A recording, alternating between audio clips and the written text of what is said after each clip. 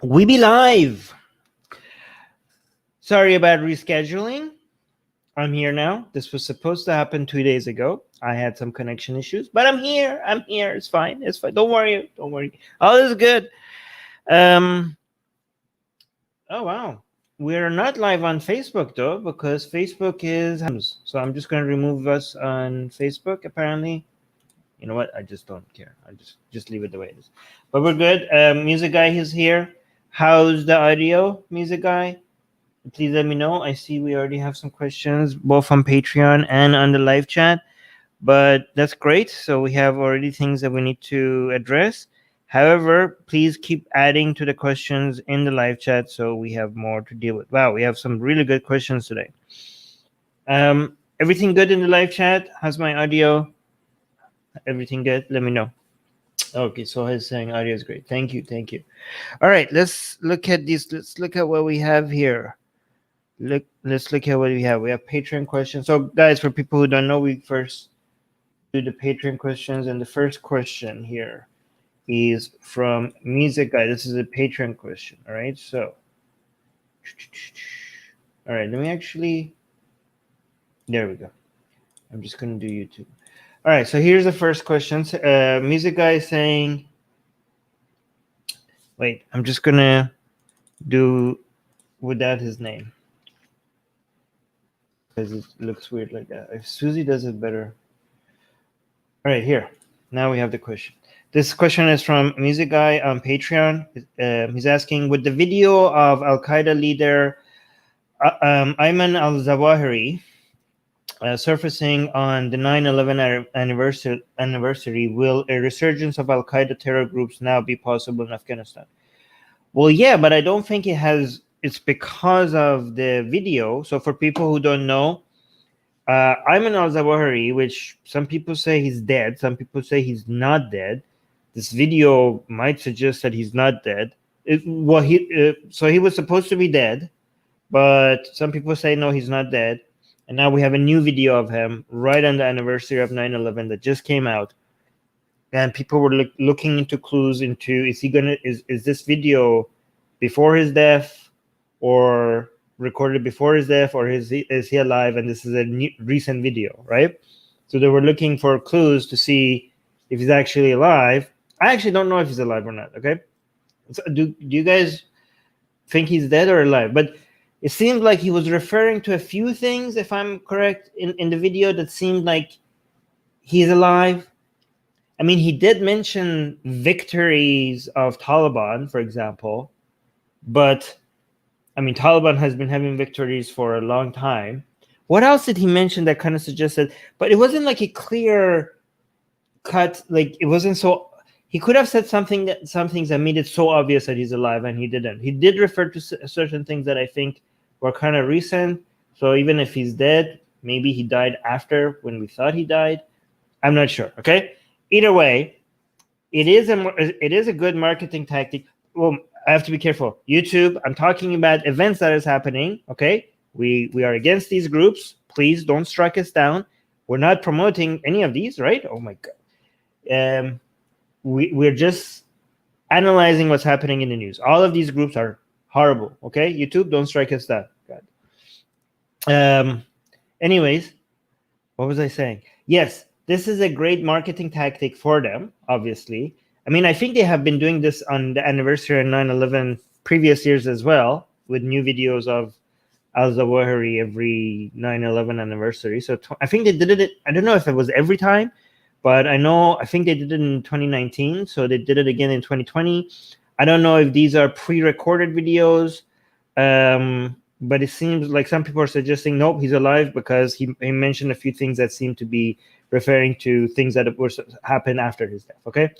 But the Al-Qaeda threat is real in Afghanistan, regardless of this video. I mean, I'm sure this video helps with the morale boost for a bunch of, like, it's a marketing tactic that if they wouldn't do it if it didn't work, right?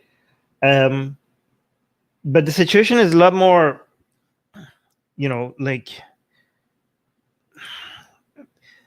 so let me actually, who is this? I don't know if you guys saw recently, there was like a fight between the Taliban. I don't know what happened, but recently the guy who was the founder or co-founder, right? Mullah Baradar was supposed to be the co-founder of the Taliban.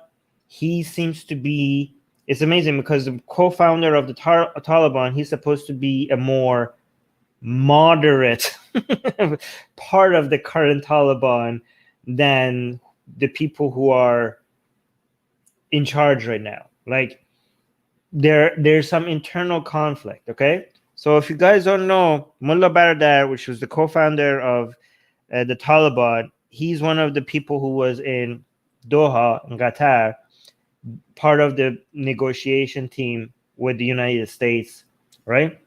And part of the group of people who were promising to create a government that is inclusive. There's going to have some minority groups in it.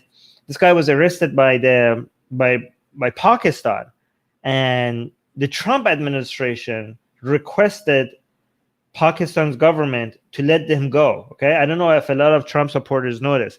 The Trump administration requested Pakistan to free the co-founder of Taliban, and there's a famous picture of Pompeo next to Mullah Baradar, which is the co-founder of Taliban, which is amazing because if anybody in the Biden administration had a picture like that with the co-founder of Taliban, the Republicans would be pulling their hair out right now. But I don't know, I don't know if people are aware of this, right? Anyway, so and imagine if Biden had negotiated with Pakistan to free the co-founder of Taliban. If Biden had done anything like this, again, Trump supporters or every Republican would be pulling their hair out right now, like, what the hell are you doing? But when Trump does it, they don't seem to give a crap, right? Anyways, the reason why they want Mullah Baradar out there, because he's the one that's supposed to be more moderate, more accepting of making Taliban something that is more accepted by the international community, so they could trade, so they could bring money in, so they could have people that know what to do in power. However, the people who are winning in the Taliban are the people who are against Mullah Baradar, which is a lot of people affiliated with the Haqqani network, right? You guys are aware of the Haqqani network? The Haqqani network is very close to Al-Qaeda. This is why what I'm saying is relevant to what the question is here. So like a lot of people think these groups are all the same, which they're not, but they are connected, right? So a lot of Al-Qaeda is connected with the Taliban through the Haqqani network, right? The Haqqani network is a little bit more extreme than the rest of the Taliban, but they're also a lot more capable. Like they are influential right now, and they seem to be having the upper hand, right? And just recently, so Mullah Baradar, which is supposed to be the more moderate part of the Taliban, supposed to be, I don't know if he is, okay? He seemed to be upset about the current government that the Taliban has settled upon. They have decided, he's like, this is not what we agreed on in Qatar. This is like, it seems like he was like, because the current government seems to be mostly just Taliban, not representative of minority groups, anything like that. It seemed like it's just a power sharing among the Taliban, right? And Mullah Baradar wanted to create a government that was more accepting to the international community. And there's an internal fight right now. And it's apparently somebody during this fight, again, this is allegedly, threw a tea kettle or the tea set at Mullah Baradar. And it was alleged that he died, but apparently he didn't die. There was physical fighting going on over the disagreement about what the Taliban government is supposed to be. And apparently, now Mullah Baradar was upset and he was like, I'm leaving. And he went to Kandahar and he's like, I'm not talking to you guys. And he's supposed to be a deputy minister, but he's like, I'm going home. Like, and I don't know what's happening right now. Okay. People are trying to figure out if he's alive, if he's dead. There was an audio recording of him came out recently that said that I'm okay, I'm not dead, but it seems like he's also is like upset with the Haqqani network people, which are closer to Al Qaeda. Okay, so is there a risk at Al Qaeda coming back? Yes, a lot. Okay, it's even okay. So here's the thing: the Taliban at the same time has ties to Al Qaeda, right? But at the same time, it doesn't want there's Al Qaeda to grow in Afghanistan, because that would mean China, for example, a country like China is like, well, I'm not going to invest in you guys. This seems very unstable. This is like all these radical groups are like popping out of everywhere. And if you can't get a hold of this, then we're not going to invest here. I'm like, but they need the investment, so they're like, they don't want all this chaos, right? So they're like, oh my God, so it's a mix of, hey guys, we know you're friends, but can you keep it down for a while? We're trying to, like, I don't know if it's going to be like, we'll keep it down or we kill you, or just keep it down. We know we're buddies, and I don't know. Like, I don't know. I think it's a mix of the two. Okay, but it's messy. And another problem is that a lot of people that might make these radical groups grow in the next couple of years in Afghanistan is the collapse of the economy. Okay, a lot of experts have predicted that the economy is going to collapse significantly in the next few years in Afghanistan. We don't know how true that is. We'll see. But if that is true, that is really good for radical groups, right? You know what I mean? Like, if you want radical groups to grow, just make the economy collapsing is just like fuel for their what is it called? Recruitment activities. Okay, it's fantastic. They love it. They love it when the economy collapses. When people don't have jobs, when people are not making money, when people are upset, recruitment is high for radical groups. Okay, so that if the economy collapses and Taliban doesn't figure out a way to make trade and everything happen with the rest of the world, then radical groups like Al Qaeda and ISIS-K. ISIS-K, by the way, is a lot more anti-Taliban than Al Qaeda is. So we'll see. Okay, but the economy collapsing will probably have a major impact on all of this. So more than this recent video that came out of Ayman al-Zawahiri, more than that, I think you have to look at how much of an upper hand is the Haqqani network is going to have in the Taliban, and more important than that as well, I think that you're going to have to see if the economy is going to do well in Afghanistan or not. That is going to have a major influence on rise of Al Qaeda in Afghanistan or vice versa. Because the Taliban, they are really good warriors when it comes to when they're in attack mode. Okay, but when it comes in the defense mode, it's harder to keep things. It's easier to stir shit up than to pretend to keep things stable. Okay, when the Taliban is on the create chaos side, that's a different game. Than now the game that they're playing is now we're supposed to create stability, and there are other groups on the create chaos side, and we'll see how good they are at playing that game, right? We don't know, right? I mean, even security wise, even if they're good at that, management wise, they suck at that. Like when it comes to having the expertise at running the economy, they have no experience in that, and most of the people who had the experience have left, and the few people who are remaining are not Taliban, so they're not going to put them in power. So it's a mess. It's a mess. Okay, we'll see. I mean, there might be one thing that might save the Taliban when it comes to economy is that maybe some other countries like China or Iran or Russia are going to be so motivated in seeing a stable Afghanistan because of all the opportunities that is going to be open to them if it becomes stable when it comes to trade and deals and stuff like that, that maybe they will step in and really help Taliban. But honestly, I can't imagine the help that they're going to provide is going to be a fraction of the aid and the help that the United States was giving Afghanistan with the previous government. So I don't know if all of that is gone. I don't know if the replacement is going to be enough to keep that all up. Right. So we'll see. All right. That took a while. The second guys, I see the questions in the live chat. Keep them coming and make sure I'll get to that. Please post more questions in the live chat. I'm going to just go to the second Patreon question.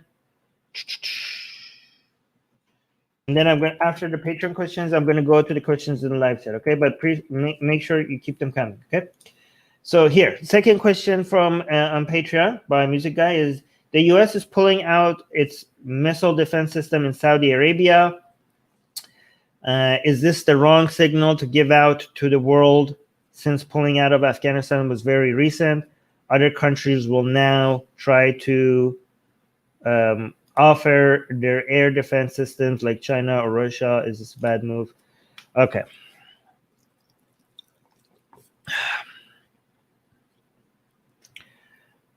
I think the time that United States needs to remove its support from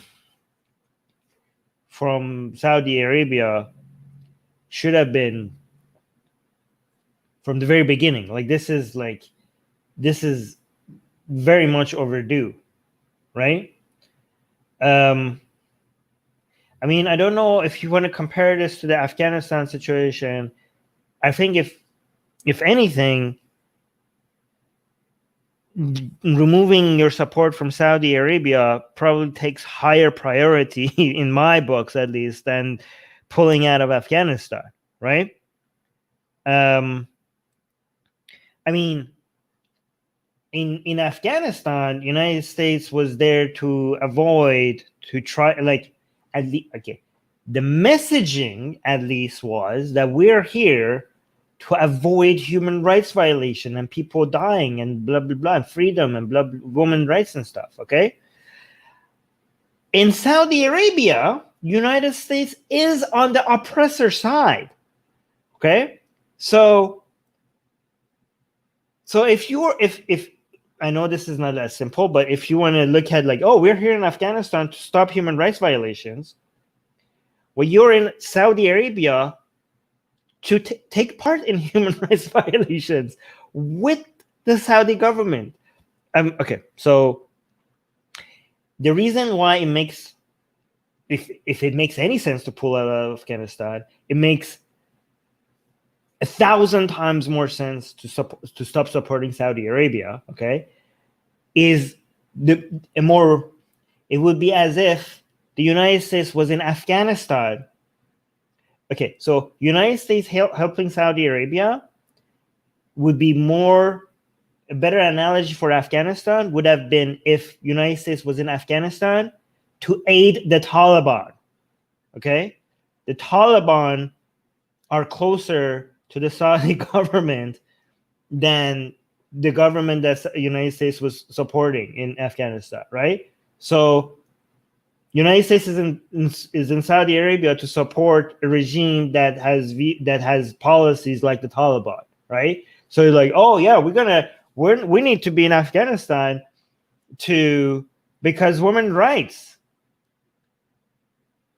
Bitch, you're supporting Saudi Arabia.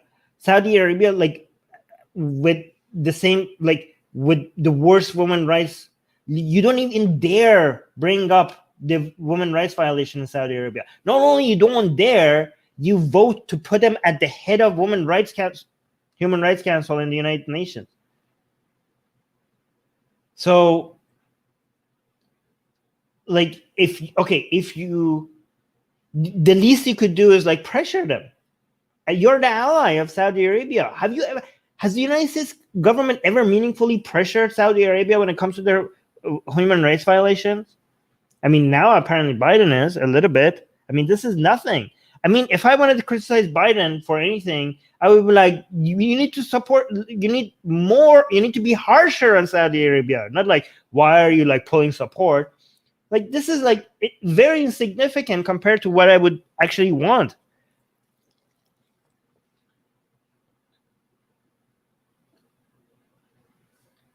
Okay, so I know that when it comes to, like, we're discussing things here from a moral perspective, we're like, oh yeah, Saudi Arabia violates human, but when it comes to actually practical things in the real world out there, people would say, well, look, you can't. You can't expect like, yes, we could judge here these things, but Saudi Arabia is a U.S. ally, and the United States is expected to defend its allies, right? And the United States already has a bad reputation of not defending its allies and giving up on them when they need them. And this is, if you want to be strategic, you can't just like not support your ally, which is Saudi Arabia, blah blah blah blah. Like, this is like, there are some deals and some agreements, and Saudi Arabia is, if you want to think about things strategically and what's actually realistic, United States government needs Saudi Arabia's support. This is like a much more deep-rooted collaboration that exists between these two governments that you can't just like uproot and just ignore, and it would be extremely, everything will be, the order of things would completely collapse if like United States didn't guarantee it would defend Saudi Arabia and get against threats from, Iran, for the Islamic Republic of Iran, for example, right? And I think like, yeah, that's fair, but none of these, like, I think United States could still have this understanding with Saudi Arabia that if you ever get attacked by Iran, we're gonna be involved. None of those agreements, none of those understandings between Saudi Arabia's government and the United States involves the additional understanding that we have to give these missiles to you, that we have to have a presence there at all times. Like, there are many other allies of United States that United States doesn't have any presence there, but there's an understanding that, yeah, if you get attacked, we'll be defending you, like an ally does.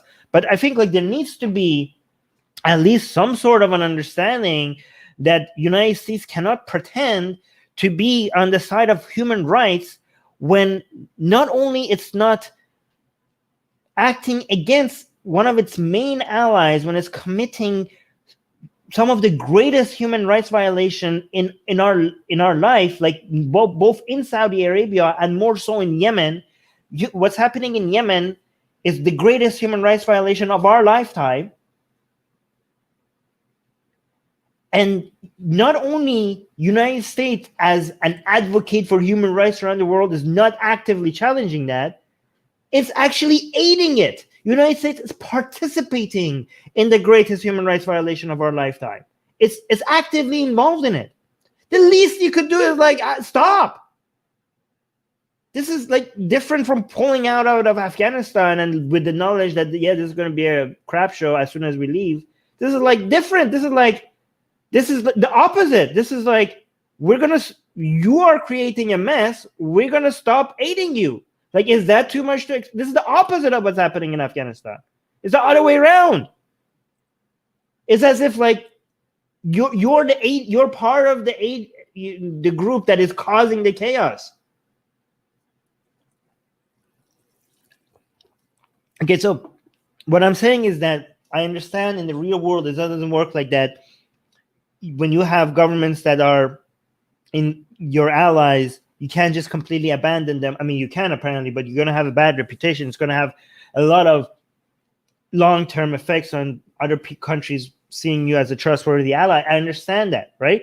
But there's a difference between an United States being actively involved in everything that Saudi Arabia wants to do against like its enemies in the region, and being passively involved. Like, if you are on a full-on attack mode, like somebody is attacking you full-on, we're gonna come and aid you. Like, there's like, yeah, okay, fine, we're allies. I'm gonna come help you. But it doesn't have to. They don't have to reward them with their like, oh, you're gonna go bomb innocent people. Well, here's the world's greatest weapon deal in history. Here you go. With the knowledge, with the actual, both Obama and Trump sold weapons to Saudi Arabia with the knowledge that this is going to be dropped on innocent people.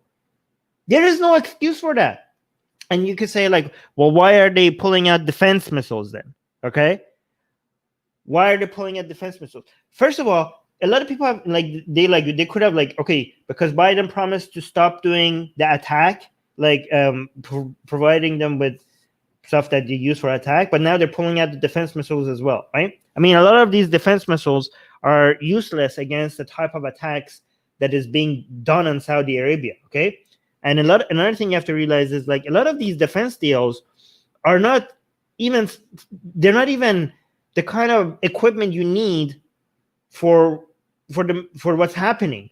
A lot of it is just like bribes and like people just making money, like the deal that makes one person happy because just to keep like we're buddies, right? Like, yeah, okay, yeah, like here's some planes or helicopters that you never need, and so here's some tanks that you're never going to use, but you make a lot of money from this and I make a lot of money from this, and we're just like, treating each other like, just to keep. Some of these are just a way for the people who are with your tax money, by the way, if you're an American. So it's a way for people to just keep each other happy and just keep their relationships going, right? Removing these is also a good sign that, like, you know what, we're not going to aid you with everything you do. I mean, I think you guys, if you're an American, you really need to support Biden on being more aggressive towards Saudi Arabia. Anyways, I think I already talked about this a lot.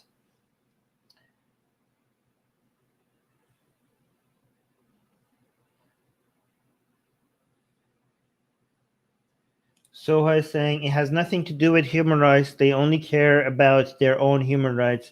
It's all about politics and power. That's not true, I think, and that's not true, Soha. I do agree that human rights is like not a major factor when it comes to decision makings by maybe like American politicians, but it is a factor. It is definitely a factor. Maybe it's not factor number 1, 2, 3, 4, 5, 6, but maybe it's like number 19 or 20. You know what I mean? So it does have an influence, and I think like we should, if it goes from being the factor number 20 to being factor number 15, like we shouldn't be as simplistic as looking at it as if like, okay, just because we notice that it's not factor number 1, 2, and 3, and 4 or 5, therefore it doesn't have any effect. It does have effect. It does have an effect. And I think with the Biden administration, we're seeing it having more of an effect. And even though it's still not going to be a high priority, the fact that it's going to have more of an effect should be encouraged, because if it goes from factor 20 to number 15 and the voters don't even notice and don't celebrate it and don't encourage it, then you're never going to see it go from factor number 15 to factor number 10,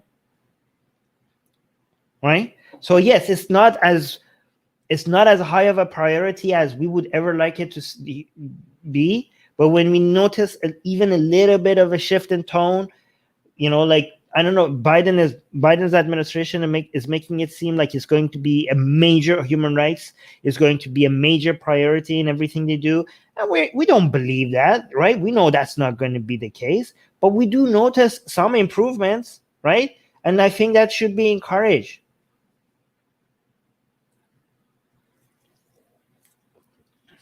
Where were we? Oh, wait, there was another Patreon question. Let me do this last one, and then we're going to look at the live chat. Guys, this is the last Patreon question by D. And then after this last Patreon question, I would go to the live chat questions. So keep the live chat questions coming, okay? So this is the last Patreon question, okay, from D. D is saying, wondering if you have read the Apocalypse of Peter. A quick Google search pulls it up. It is a more horrific description of hell than the Quran. And I'm wondering if this may be the origin of verse 31 of the practice of throwing certain people off buildings. I think by certain people, I think she's referring to LGBT people, right? I don't know, when you say the origin of verse 31 of which surah, which chapter? There's a lot of verse 31s in the Quran, which I think you can't just refer to the verse number. You also have to refer to the chapter, because I don't know which one you're referring to. The whole throwing people off of roof buildings, was that in the Quran? I thought that was in the Hadith. Suha, help me out here. Somebody. Am I misremembering this? I don't think there was anything in the Quran referring to throwing people off of buildings. I think that was a hadith. That was not a Quranic verse. Anyways, to refer. Okay, so the Apocalypse of Peter is one of those books that didn't make it into the Bible. One of those many. What is it? What did he call it? Apocrypha. I can't pronounce that. Apocrypha. Yeah, I think I said it right. That there are a lot of Christian texts that were going around, and this one is like, I think, at least 100 years after Jesus or something. Yeah, I think this was like this is one of the later texts that didn't make it into the Bible, and and it has a very descriptive version of hell in it, and I think the punishment for. Oh, by the way, guys, the Apocalypse of Peter is very. Oh, you're saying verse 31 of Apocalypse of Peter. Okay. Yeah, and also Music Guy is saying I think it's in the Hadith. Yeah, it's not in the Quran. I thought when you said verse, you were referring to the Quran. Okay. So yes, the punishment in hell for LGBT, according to Apocalypse of Peter, is for them to repeatedly be thrown off of YouTube. I'm not saying this. YouTube gods, guys, everybody pray to the YouTube gods to not strike us down. This is not anything we're saying. This is just what we're just describing what's in Christian text, okay? Christian text. By the way, this Apocalypse of Peter has a very disgusting hell, and surprisingly, it was kind of popular. Like, people were taking this very seriously, and it was, at the end, they decided to not include this in the Bible, but it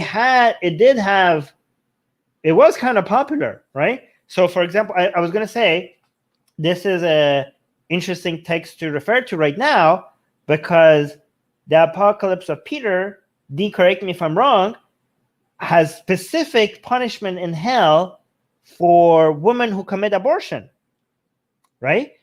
And it's very Dante Inferno like, right? Because in Dante's Inferno, you can see people's punishment in hell is relevant to their sin, right? So your main sin that you're in hell for, the punishment that you get for it is going to somehow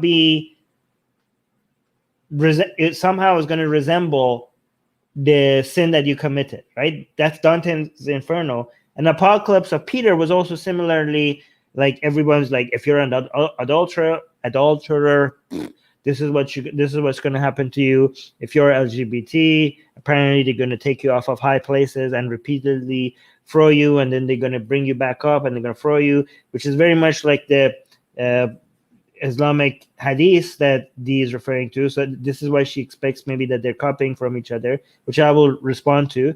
But also the punishment for abortion in Apocalypse of Peter is the women responsible for this are going to be inside blood and feces up to their necks.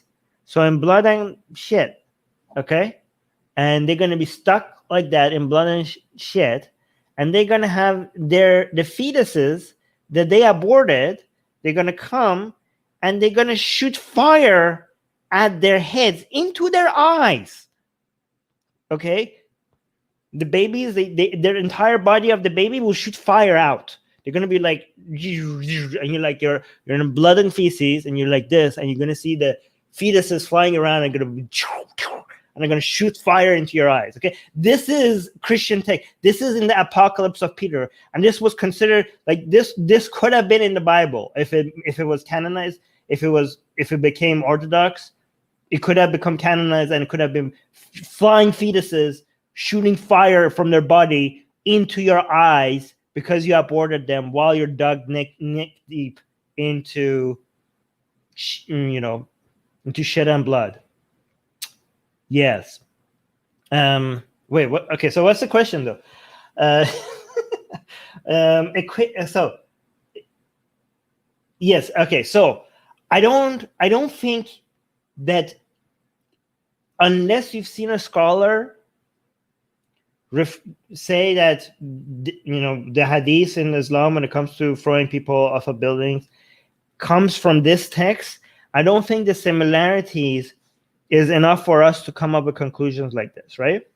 You have to understand that Islamic text, if you add the hadith, is a lot of text, and Christian text, if you add it all, is a lot of, like, you are going to find similarities even by random sometimes. I'm not saying they're not copies of each other. There are Christian texts, for example, that we think, okay, so for example, there are Gospels, I think Gospel of Thomas, that refers to Jesus's infancy, and this part of this gospel never made it. Was it the Gospel of Thomas that refers to Jesus's infancy? That this never made it into the Bible, right? This is another apocrypha that never got canonized as part of the Bible, and it includes Jesus as a child, as a kid, performing miracles.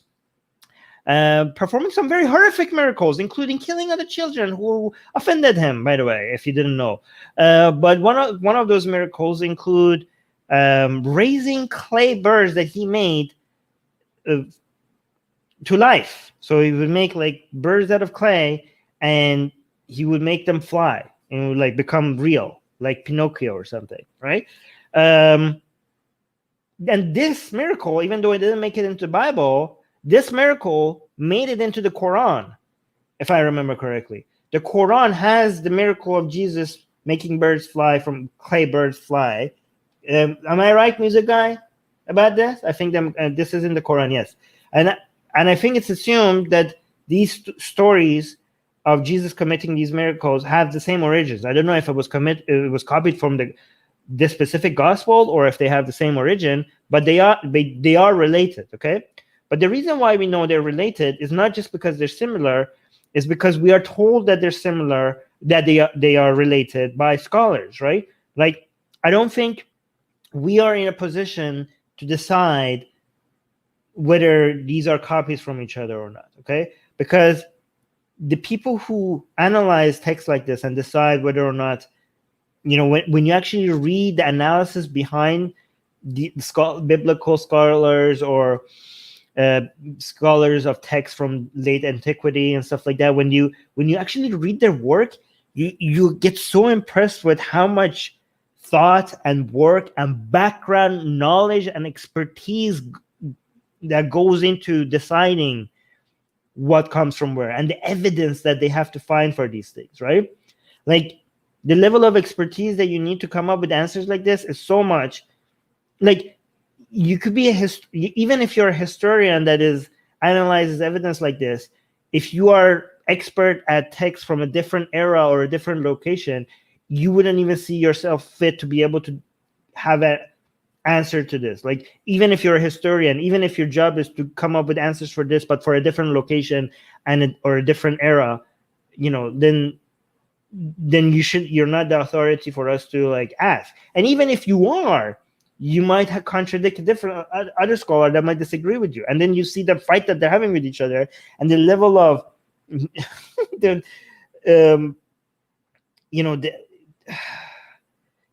level of nuance and details and the evidence they use, your mind is blown sometimes about how much information and background knowledge these people have to be able to decide stuff like this. It's very interesting.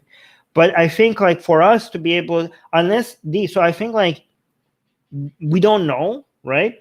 And for us to be able to even suggest that it might be so, we have to have somebody with expertise in the field to have suggested it so. Yeah, and not just with the background and with the on that specific era and that specific kind of text. You know what I mean? Unless without that reference, anything is possible. Yeah, like we already mentioned, there are some examples of, but I don't think we should give it any weight unless the people with better credentials have suggested it so. Right? Does that make sense, D? Does that make sense?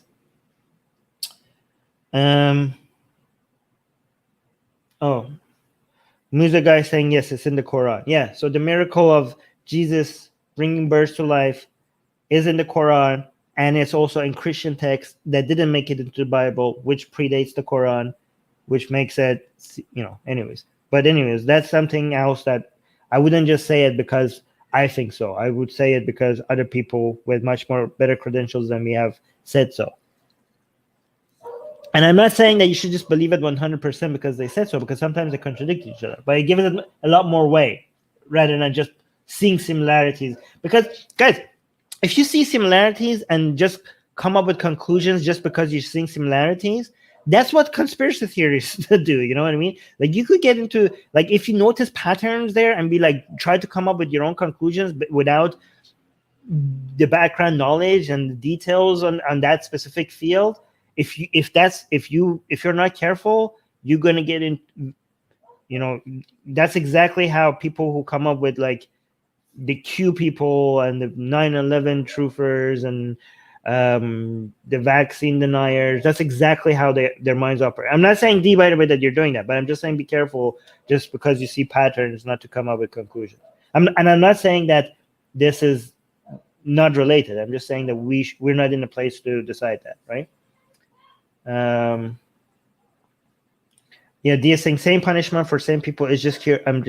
It's just it is very curious. It is very interesting. It's it seems like very coincidental. Exactly the same people, exactly the same punishment. It is interesting, but I'm just saying, other than the fact that it's curious that this has happened, there's no way that we could take it farther than that. Like for us, we just have to be like, well, that's odd, but that's where we should stop. Okay, unless we are participating in the field or have more information, we should not be tempted to come up with any more conclusions unless somebody actually does the hard work for us and goes and digs for information. But yeah, it is very interesting. So if there ever is a connection is found, then let us know. But until somebody actually does find evidence, we shouldn't come up with conclusions. Anyways, let's see. Let's go to the live chat questions, okay? Guys, make sure you tag Secular Jihadists with your questions. Oh, Idris is here. Hi, Idris. Idris saying, after watching... Oh, wait, there was another Patreon question. Okay, I'm going to do Idris's question and then another Patreon question that was posted in the second post I made about going live.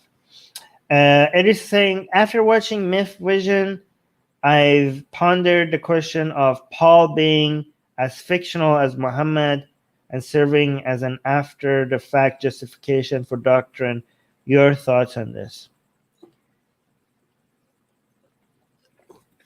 I wouldn't know, actually. I mean, you think Paul himself is... I think that's like...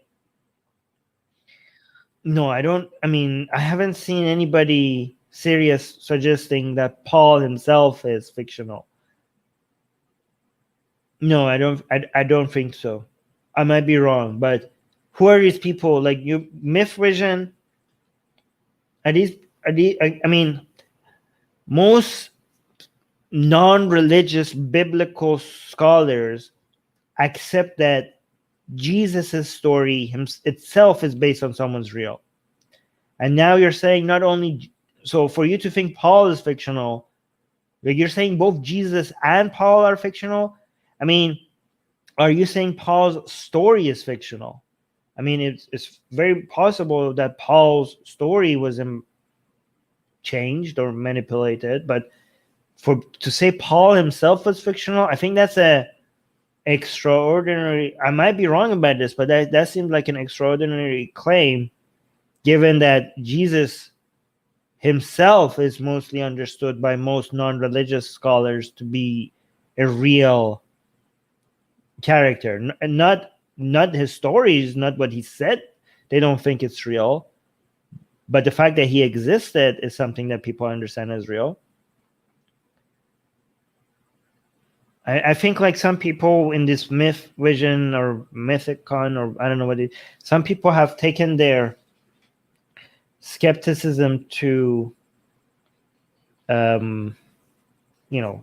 conspiratorial level. I'm not sure exactly. Okay, I'm just appeal to the scholars. Like, are these people suggesting that both Paul and Jesus is a myth? Because that seems like extraordinary. Guys, from where we sit as non-scholars, unless you take a lot of time researching these stuff, and when I'm saying researching, I'm not talking about like referring to primary sources, because you're not trained to analyze primary sources. Okay, I'm talking about analyzing secondary sources by people that are taken seriously in the field. Okay, as non-scholars, we apply Occam's razor, because Occam's razor and appeal to the authority. And again, this is not a fallacy. People say like, Armin, you're appealing to authority. That's a logical fallacy. No, because this is justified authority. Okay, I'm appealing to justified authority, and it's more likely than when there is a semi-consensus in academia about a certain thing. It's more likely for that to be true than false. Is it likely that it's false? Yes. If it wasn't false, there would be no change in academia about people's understanding. Like, it would be remain still. Obviously, people's understanding about how people's conclusions constantly change in academia, right? So we can't. I'm not saying to take it as gospel, but as non-academics, the responsible thing to do is to give the highest way to what most scholars are saying. Again, I'm not saying just accept it as blind faith and say this is true. It is just the most likely explanation, unless you yourself are an expert and based on your years of research and years of analysis is introducing something that contradicts academia, but you, because being an expert in the field, think you're justified and introducing something new and putting it out there to be reviewed by other experts who even if they don't agree with you, don't take you as a joke, take you seriously in the field, but they have reasons to disagree with you. Like, that's how we proceed with coming up with conclusions like this. We can't just be like, I attended the conference and people had these ideas that seem to have contradicted others, most of the other scholars, and they seem to be justified, so I'm changing my views on this. You know what I mean? Even if you happen to be right, you're not justified to have this belief. You know what I mean? You could be unjustifiably correct. So, for example, let's say 99% of the scholars in a certain field believe one thing, okay? And there's wacko person that is, for some weird reason, managed to get his doctorate or something like that, but everyone considers him joke, and he's saying something that contradicts everybody else, right? But let's say that he's right. Actually, let me say it. Let me actually change my analysis, okay? Let's say actually there is 10% of serious academics that disagree with 90% of them. Let me not dismiss them as wacko people, okay? There's 90% of scholars have certain views, and there's 10% who have a different view, okay? I'm not an expert in the field. I look at and see 90% of scholars agree with each other, okay? I apply Occam's razor, and I'm like, okay, I'm gonna appeal to most of the authority, and I'm gonna think that there's a higher chance that the 90% is correct, okay? In this situation, if you're not an expert and you go with the 10% because you just feel like they're right, or because you're a rebel and you just like it when people are showing it, like contradicting the authority or whatever people have agreed to. If you're just like, your rebellious nature just goes with the 10%, okay? If you or just because you like their arguments without being an expert yourself, okay? If you just go with that 10%, and then you happen to be correct, and like, let's say that these 10% manage to prove that they're correct, and it comes and the 90% accepts defeat, and at some point now the new understanding is that whatever the 10% suggested, okay? Even if you happen to be correct, you are unjustifiably correct, okay? There are,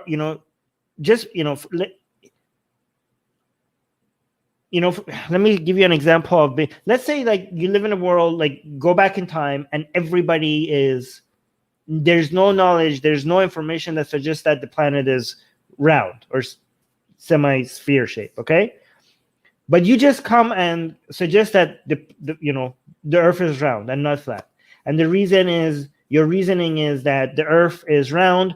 Again, I'm not comparing this to those academics. I'm just trying to suggest that just because somebody is correct, that doesn't mean it's justified, right? You're saying the earth is round because the earth is the head of a god, and the head is round, so the earth must be round. Okay, there are ways for you to be unjustifiably correct. And again, this does not resemble what I was suggesting when it comes to the academics, because those people are more serious than this. But I'm just giving an example that being correct, that doesn't mean you were justified to have that opinion. Okay, you could be justifiably wrong and unjustifiably correct by accident. Okay, you could weigh the evidence and use Occam's razor and think like this belief is more likely to be correct, and then happen to be wrong. But because of Occam's razor and because of the way you analyze things, you were justified to hold the belief that you held, even if you were incorrect.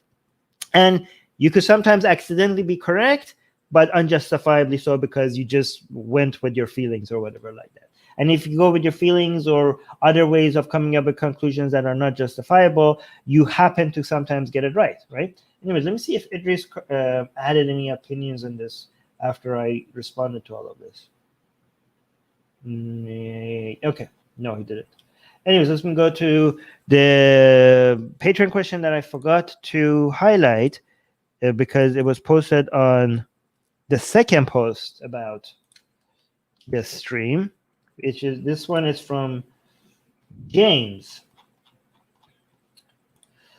Okay, James is saying, "Hey Armin, you were a good, diligent, observant young Muslim."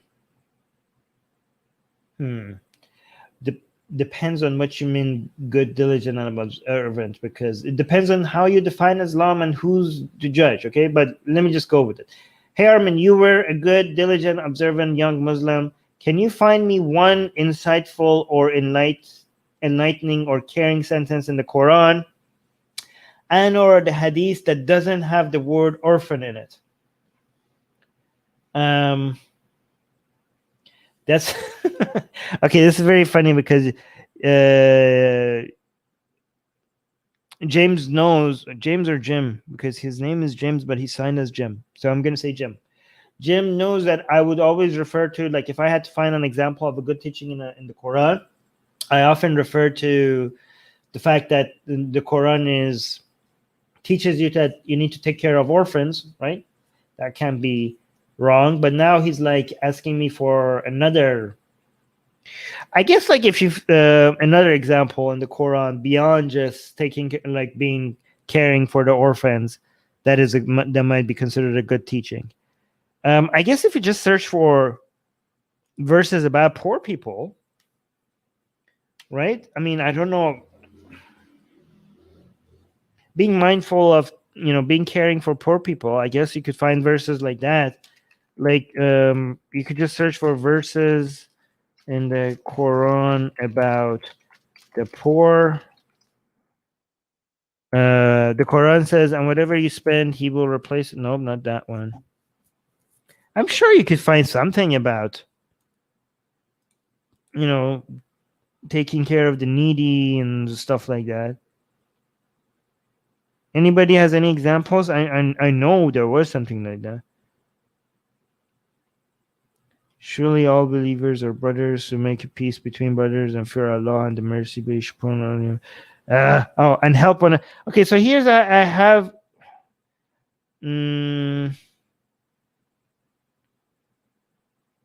Yeah, I have a problem with some of these verses that might be suggesting that we should be taking care of the poor, because I think it's just taking care of the poor that are Muslim. Oh, here. But maybe not. I'm not sure about this.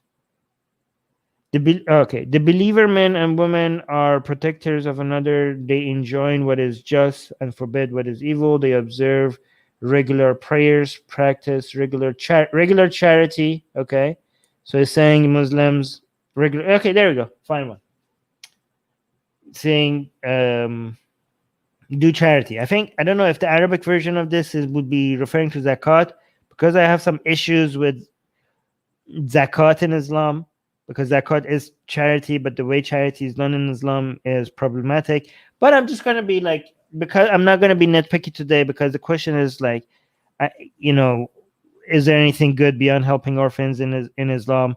I would say, I guess you could refer to this constant reminder that you need to be charitable. I think that's a fair. I mean, that's fair, right?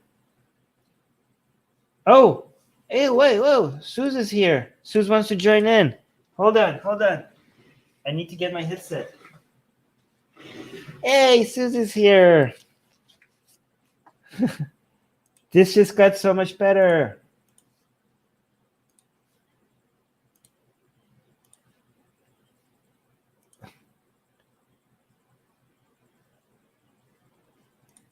Oh my god, how do I do this? Hold on. Okay, I'm gonna send this. Suze, I'm gonna send this to you on Facebook. Wait, why didn't you have the join link? You should be able to join yourself. Okay, is Suze joining? I wish I saw that sooner. She posted this a while ago. I hope she's still here.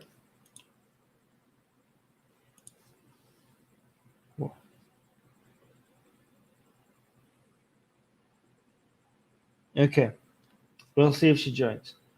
Anyways, I think I already answered that question a lot, so I'm gonna go. Is that the same Suze? Is somebody tricking me? Let me see. Oh my god, that's not the real Suze. Somebody's tricking me. I'm gonna ban this person. God damn it! I got excited. This is nuts. They have Susanna's profile picture, so I got tricked. I'm gonna ban this person so I don't get tricked again. I got excited. I thought like Susie's joining us. All right, let me remove this person. No, wait. How do I block this person? I got so happy. Block user.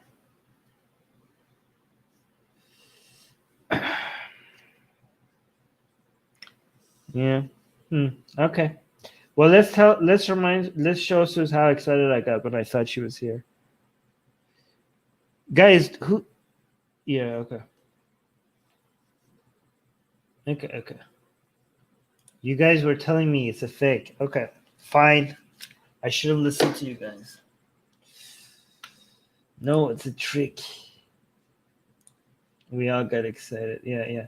Anyways, I answered Redrisco's question. Where was I? Lost my place because I thought we had Susanna all of a sudden. Oh, here.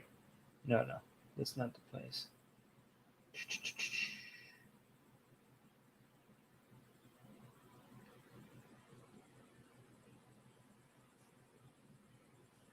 Okay, AGA, this is not a question. This is just a statement. Why would you tag Secular Jihadists and just post a comment instead of a question? It's so confusing. I'm looking for a question.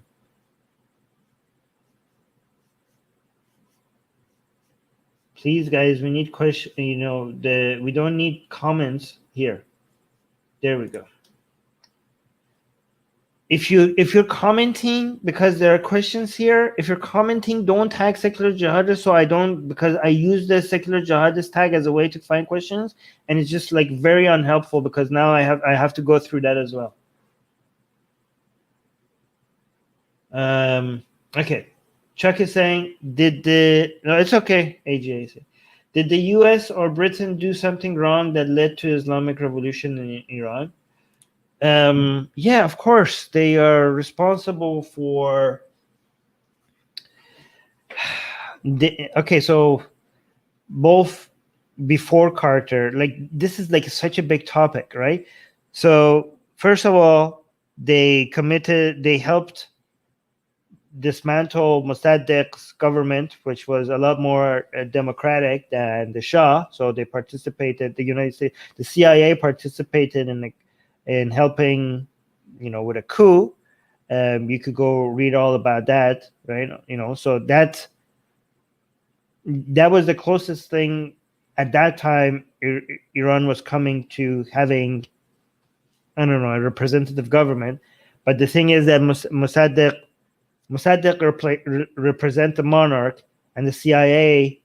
The monarch was kicked out of Iran, and Mossadegh was the guy who was supposed to bring a more representative government and to nationalize, to get the oil, make sure that the Iranian people get a more ownership of their own oil rather than these British companies and stuff.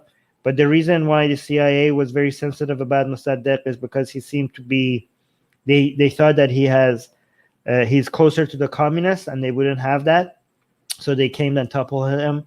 There are more examples during the Shah's time, closer to the revolution. The Carter administration removed support for the Shah, which is the monarch in Iran, the Pahlavi dynasty, in somewhat in support of the mullahs. At that time, it seemed, with this understanding that the mullahs are revolutionaries that are fighting against oppressors and fighting against human rights violations, with a very little understanding of what these people's philosophies are. Like Khomeini himself had books written, a book written named Vilayat Faqih, which if these people had done any research on, would have known that this is not a person to invest in if you were caring anything about human rights or anything like that. But Carter at that time seemed to have given up on the Pahlavi dynasty in favor of the mullahs, and the Khomeini at that time knew how to play the game in a way to make it seem like he's the Mandela of Iran, not talking about any of the ideas that he has written in his book, and acting like he's pro-democracy and pro-human rights. And even a lot of other people around the world, but we had, at that time, if anybody had bothered to read his books, they wouldn't be supporting him the way they did, right? So that's the United States, I think, in two major ways, helped the mullahs with the Islamic Revolution. The way that I think a lot of people refer to the British when it comes to helping the mullahs with the Islamic Revolution in Iran was through the BBC. The BBC, for some reason, had made its mission to make sure Khomeini's messages get to Iran, to the revolutionaries. Like the BBC was actively broadcasting Khomeini's messages for some reason, as if they had an interest. Like, it was bizarre about how much they worked to make sure that he gets airtime in Iran Airways. It was weird. The level of dedication they had to Khomeini's message reaching Iran. So that's what people refer to. That's how, when they want to talk about the British involvement. So I see somebody is being Adine message was retracted. I see Pyro is talking about the mods. The mods are doing something. Thank you, mods. Thank you, mods. What's happening? I don't know what's happening in the live chat, but I think the mods are holding the peace. So thank you for that. Chuck is saying, what do you think of the US's Green Belt project? Many people claim that CIA organized and financed Islamists in the 60s and 70s in all Muslim majority countries to fight communism. I mean, okay, the Green Belt project, are these two separate questions? I think these are not related, right? Green Belt project.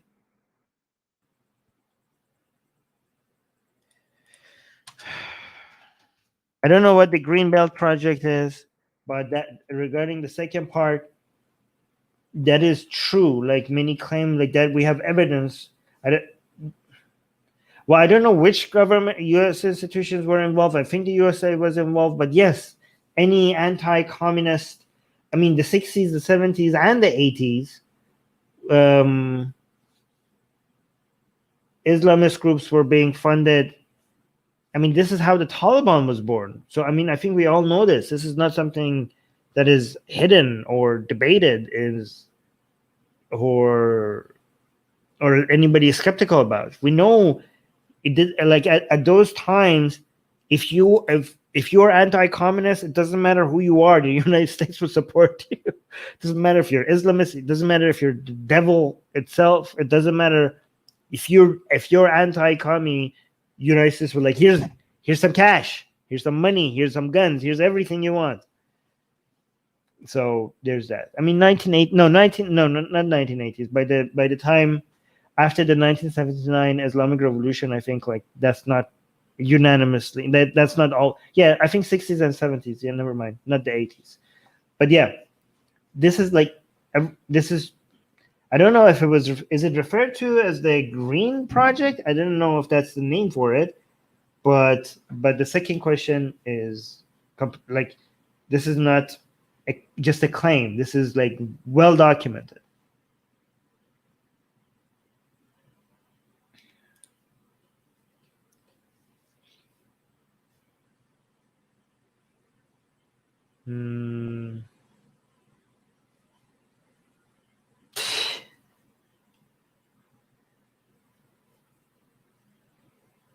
Thank you. Let me see. Now I'm getting to the part where you're all trying to warn me about the fake Sues. I didn't see it. I got too excited, so I wasn't seeing your. You guys were like, "No, it's a trick. It's not Suze Ehrman," and I was like, "Yay, Suze! I'm gonna send you the link." Like she's gonna see my message with the link when she like wakes up, and she's gonna be like, "What the hell is this?" Like I was ignoring all your. I was like, "You're like Armin, stop!" I'm like, "Yeah, stop." Anyway, she's gonna think this is cute when she finds out. Okay, Chuck is saying, what do you think of ethnic independence and separatist movement like Scotland or Catalonia? What about Kurds, Arabs, Azeris in Iran? Okay, so some of these examples are not like the other. Okay, if it's based on ethnicity, I am completely against it. If it's based on location, and it's not violent and it's based on, mutual agreement. For example, the examples you give, like in Scotland, the United Kingdom put it up for a vote and they decided not to, right? Or like, for example, in Canada, the Quebec, the province of Quebec put it up for a vote if they want to be independent from the rest of Canada, and they decided not to, right? And when it comes to Catalonia, I think Spain has not been as nice to people who want to separate from a country. I am all for if certain group of people want independence and they want autonomy, and the vast majority of the people living in that certain location think their lives would be better if they had if they were managing it themselves, I could sympathize with that. I would not be recommending that, because changing borders often lead to disasters, especially ever since World War I. Now I think where the borders lay, just try to figure out how to deal with it in different ways, like maybe ask for more autonomy or stuff like that, rather than changing borders could lead to decades worth of civil war and internal conflict. And the cost could outweigh the benefits in most cases. I know there's examples of, sometimes it ends up fine, but if you could figure out a way that you get the autonomy that you want without changing borders, you might get the benefits without risking a lot of the cost. And also, I think I could sympathize with it if it's location-based, right?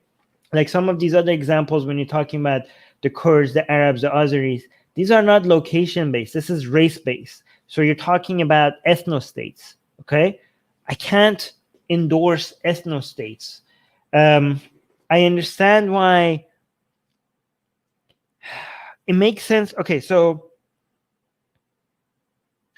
if your ethnicity is being directly attacked, and you're looking for a safe haven, then you want to create a place where it's a safe haven for your ethnicity.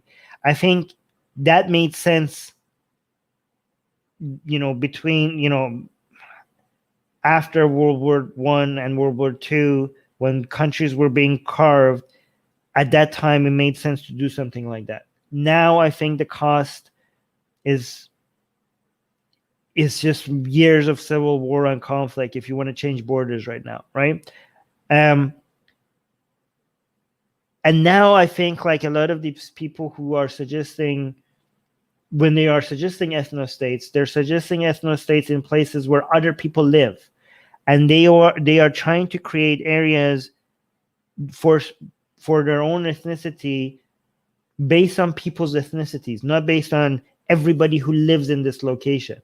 And I am fundamentally against that, to come up with,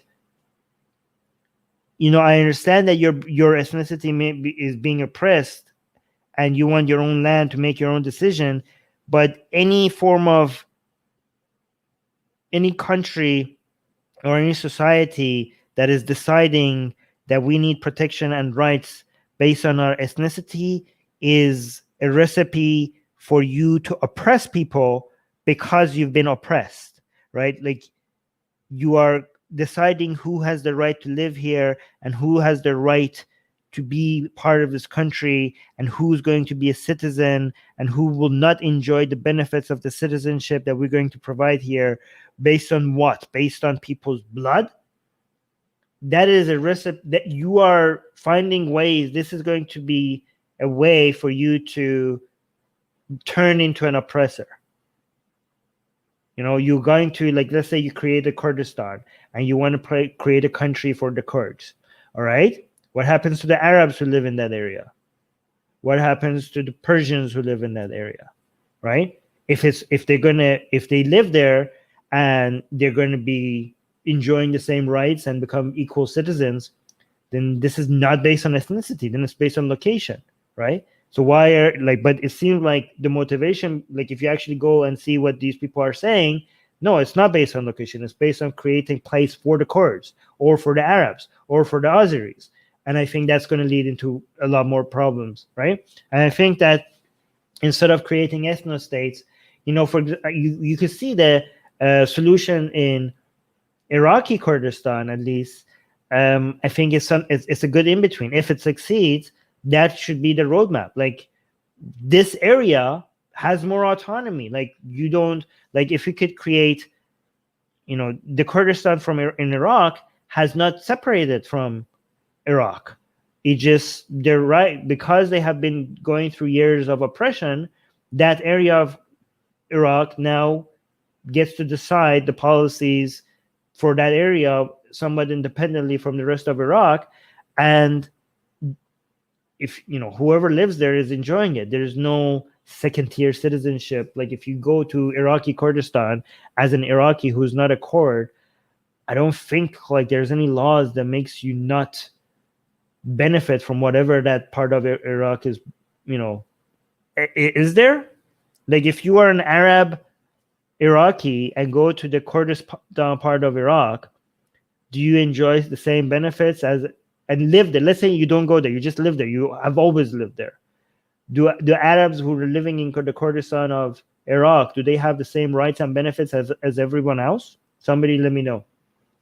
But anyways, I just want to make sure that I understand, like, people, just because your ancestors and your fathers have been oppressed, and you want to, you don't get to now create an area where you get to now withhold some rights to a certain group of people because of their ethnicity. And I think, like, if I defend ethno-states, that's what I'm defending. That's what I think I'm defending. I might be wrong about this, but I am hesitant to defend any of these ethno-states because I think that's what I'm that's what I would be defending if I go down that route. So I don't want to do that. If I'm wrong about that, I'm happy to change my mind. Ian is asking, when will the West realize that Islam is a problem like communism? Your question is very black and white. Who is the West? The West is not one person. Like, when the West will realize, I mean, many people have that opinion in the West, and some people disagree. I think, like, the problem with your question, Ian, is that you're looking at the West as just one entity, and you think that this one entity has one opinion, and that it either agrees with your statement or disagrees with your statement. And I don't even know what the statement that you're wanting to see if they agree with or not agree with makes sense. Islam is a problem like communism.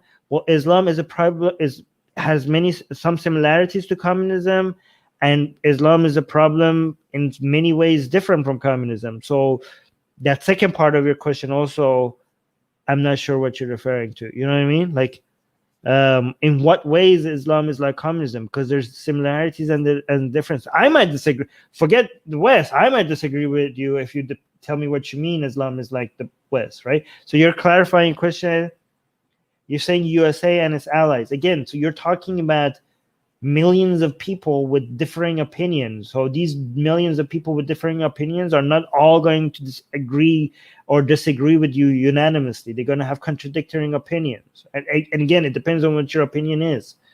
Plus all the countries that holds the values of humanism. Yeah, again, you're grouping, I mean, entire nations of people together, and you're wondering when they will all come to the same conclusion about one statement. I don't think that's the way you should look at things, okay? I think you're like we'll realize that Islam is a problem with communism. The same problem. I mean, you're first of all, like, you're also assuming that a lot of people in the West already agree that communism is a problem. There are many people in these Western countries that you're referring to who love communism. So I don't know. I think your question is very black and white and simplistic. You need to be more specific about what you mean and who you're referring to. Okay? So in what way Islam is like communism? Not everybody in the West even thinks communism is a problem. And people in the West disagree with each other on many different things, and it's unrealistic for you to expect them all to unanimously agree. Maybe, like, if I had to fix your question, here's how I'd fix it. Okay. How much longer do you think it's going to take when we're going to see a meaningful increase in the number of people who treat Islam with somewhat higher degree of alarm as they did with communism, maybe in the 1980s, or I don't know, or maybe right now even, okay? Maybe that would be a better question, okay? And the answer to that is, I don't know. That's a very hard question to answer. I would think that it's already happening, okay? But I don't know, because I would say that based on my personal experiences with a lot of leftists. Like, for example, in these countries, a lot of right-leaning people already treat Islam with the same level of alarm and threat, and sometimes even more than they did with communism, right? So I think you might be referring to more left-leaning people on average. I don't know. But what I've noticed is that it's already happening to some extent, but I think for us to be able to analyze how much of that is happening, we need studies. But I've noticed a lot of circles of thought that used to be more apologetic towards Islamic values have already come to the realization that Islamic values goes against many of the things that the left defends, especially when it comes to LGBT rights and women's rights. So that level of awareness, I would say, it's already increasing. I think does that answer your question? But when it comes to when, if you're asking for a when, this is like a spectrum. This is not a black and white thing. So you're saying when, like, how can we measure? But like it's not like it's off and then it turns on and we could come up with a date for that. This is a gradual change of opinion. And right now, I think it seems like it's moving in the right direction. But for you to say when, where are you drawing the line? What level of awareness are you considering for it to be the line that you would be happy with? And how are we even going to predict that? You know what I mean? Like, it's a gradual thing rather than it was off before and now it's on. You know what I mean? It's not like it's not a 0-100 thing. It's not binary. Does that make sense?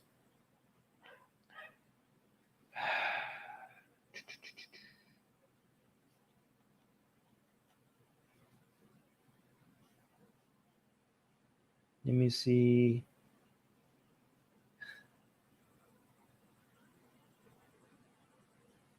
Let me see. Oh, here.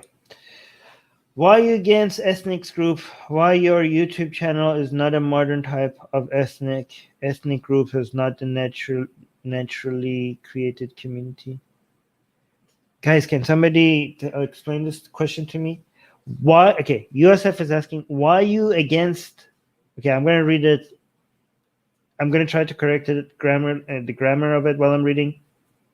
Why are you against ethnic groups? I am not against ethnic groups. I'm against ethno-states. What made you think I'm against ethnic groups? What the hell? Why am I against? What makes you think I'm against ethnic groups? If I say I'm against ethno-states, does that make me against ethnic groups? Wouldn't I be for ethnic groups if I'm against ethno-states? Okay. Maybe explain. I'm kind of triggered a little bit. Sorry, USF. I don't mean to attack you. I'm kind of triggered by the suggestion that I'm against ethnic groups. Wouldn't that make me a racist if I was against specific ethnic groups? Wouldn't that did you just assume I'm a racist? Okay. Which ethnic group am I against?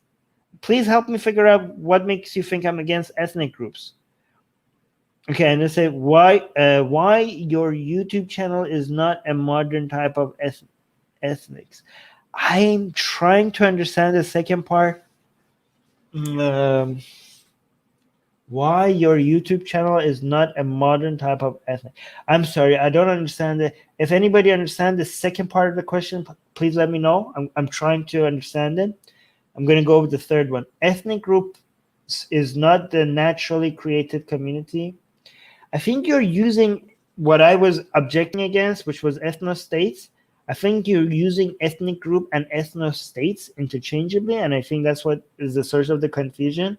So I'm going to replace ethnic group with ethnic state, because for you to say I'm against ethnic group, like Kurds are an ethnic group.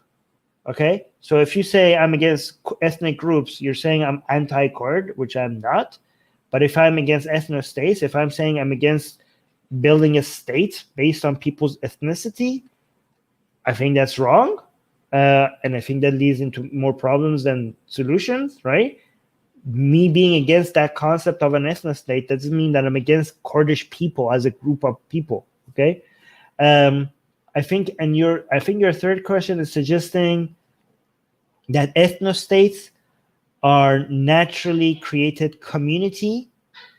And I don't know what you mean by naturally. When you talk about community, you're talking about every community is a human made, like community by its very nature, okay, so the word naturally here, right?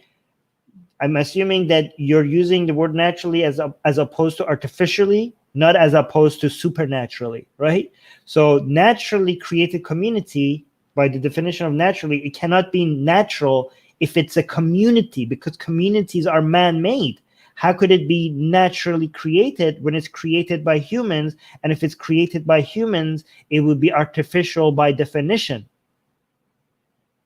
Like people are like, I understand that a lot of people think like, oh, there are these artificially made countries like United States, like a lot of ethno-nationalist Persian people say that. Like Iran is a natural country, it's naturally made, unlike United States, which is an artificial, man-made country, like naturally made. Like, did you pick it off the vine in a, off a tree or something? Like naturally made?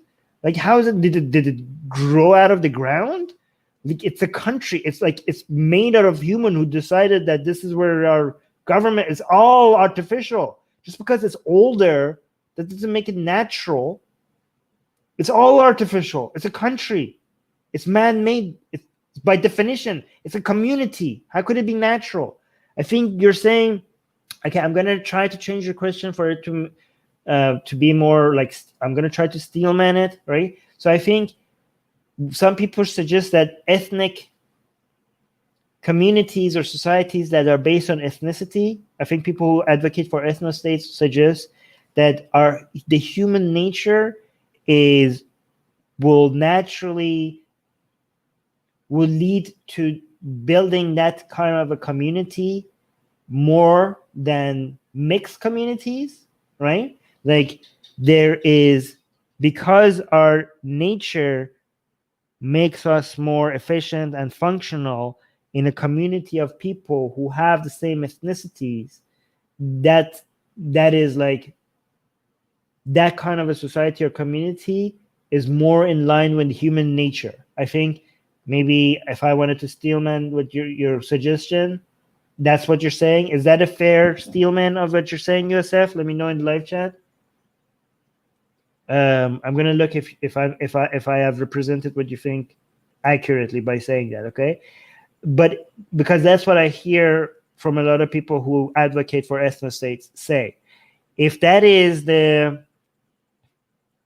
your claim, then that claim is completely wrong, okay? We have a lot of evidence and data to show that societies prosper more when they mix and mingle, when the cultures are flowing with each other, with people from different communities are sharing ideas about opinions and the cultures, and everything is just like, if you go and look at the history of the greatest civilizations and the biggest cities, you could see it was like, the more advanced the cities were, the more mix up, like it was even a sign that this is like this is like the place to be. When you went into a major city like Baghdad, for example, and you saw like, I don't know, oh my God, it's like Chinese scholars and Persians and Arabs and Turks and I don't know, like, and you see like some people from Africa and like, oh my, this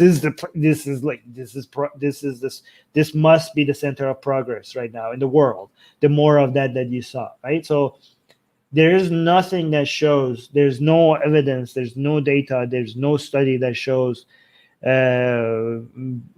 ethnostates are more in line with human nature and that societies function better if people of certain races live together and at the expense of avoiding other people joining in, right? Like opening your doors and letting other people from other societies join in and bring their knowledge and their experience in seemed to have been beneficial to all, to anybody who tried it. Okay, I hope that answers your question. And actually, the favorite country of ethnostates as an example is coming to that realization as well. The favorite example that people who advocate for ethnostates, they often refer to Japan as an example of a country that is, oh, look at Japan, it's amazing. Look at the technology, look at this and that. We love Japan. And Japan is like very, very strict on immigration, and everybody in Japan is Japanese, and it's very hard for you to become Japanese. Like, it's impossible for an immigrant to actually become Japanese and be treated like a Japanese person. And yes, Japan is a great country, and it has progressed faster than many other countries. However, not because of this. Okay, there is no evidence to suggest it was because of this. It was actually because of other things.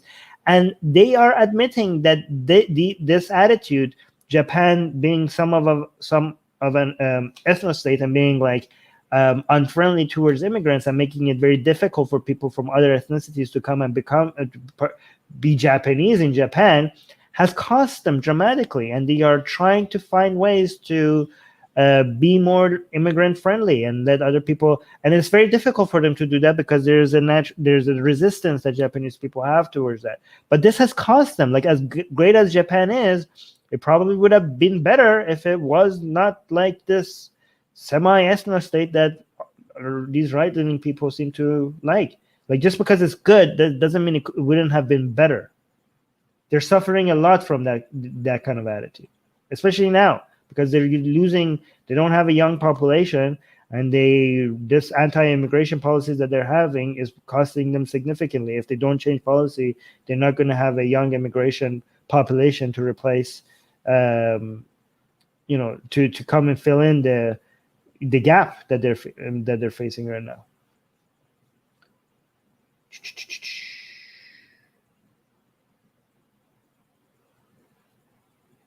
Okay.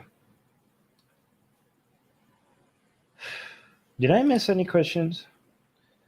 Eunice is asking, what do you think of awakened people who have experienced, is that knowledge? Knowledge by understanding the mind through meditation. What if they know truth, but we can't, just like a blind person who can't see color? What knowledge can you get? The only knowledge you could get through meditation is knowledge of the feelings that you get through meditation, because knowledge that you don't have is by definition outside of your mind. So there is no way for you to do meditation and gain access to any knowledge that is not already inside your mind. There is no way for you to do meditation and all of a sudden have access to certain information that you don't have before, because that information that you didn't have by definition is outside of your mind. So there is no internal, thought that you could do that will gain you access to that knowledge. In what way? So if this is your mind, and the information you need you don't have, then by definition that means that information is not inside your mind. So whatever you do, if it doesn't, other than going out and seeking that information, there's no way that you could access that information by just reflecting internally. It's impossible. It makes no sense. For you to be able to obtain any information that you don't already have, you need to actually seek it outside of your mind, by definition. Does that make sense, Yunus? The only knowledge that you're going to get access to by meditating is the feelings that meditation will give you, right? You could say that you might become more efficient at processing information through meditation. You might become more calm, more organized. Your mind might get more calm. You might be able to reflect on things more. But again, okay, then if your mind becomes a more powerful tool, still, to be able to go obtain the information that you don't have, now you have to use this better mind to go and actually obtain that information that is outside of your mind. No internal reflection is ever going to give you a knowledge about something that is not inside your mind. Does that make sense? Okay.